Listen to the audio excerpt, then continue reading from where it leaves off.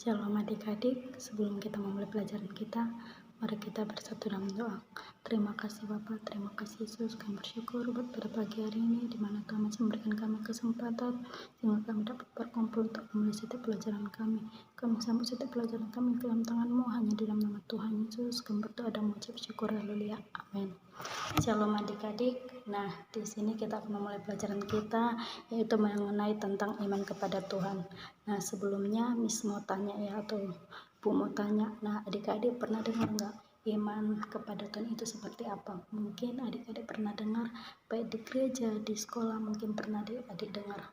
Nah, ada yang tahu nggak?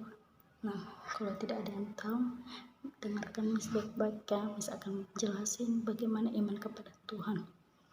Nah, iman kepada Tuhan itu artinya kita harus memiliki keyakinan. Itu salah satunya kita harus percaya kepada Tuhan, ya kan? Karena di dalam Ibrani 11 ayat 1 dikatakan, iman adalah dasar dari segala sesuatu yang kita harapkan dan bukti dari segala sesuatu yang tidak kita lihat. Artinya kita harus percaya kepada Tuhan. Mungkin adik-adik pernah memiliki masalah ya, mungkin juga adik-adik pernah memiliki suatu pergumulan. Mungkin di dalam keluarga adik-adik mungkin ada suatu yang tidak enak, yang nggak mungkin, tidak pernah mungkin damai sejahtera dalam keluarga. Nah, adik-adik bergumul untuk mendoakan keluarga adik-adik.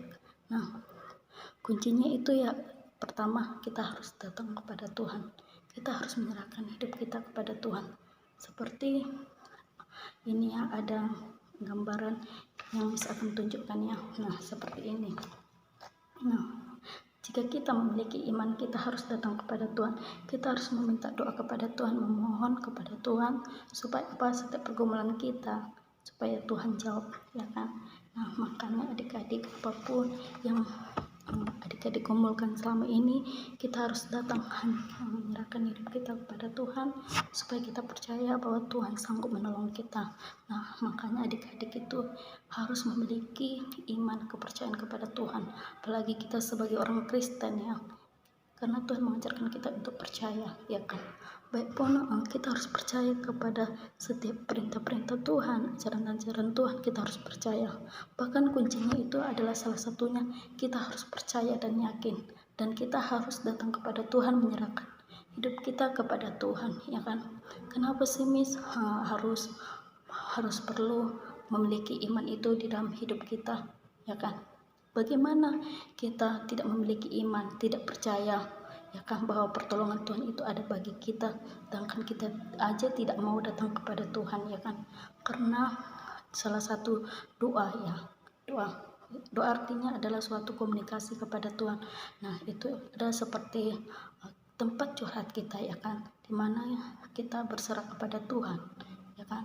Artinya kita berkomunikasi kepada Tuhan, tempat curhat kita, apapun yang kita hadapi dalam setiap masalah yang kita hadapi dalam hidup kita, kita datang kepada Tuhan, dan karena kita percaya dan kita yakin bahwa Tuhan adalah satu-satunya penanggung dalam setiap kehidupan kita.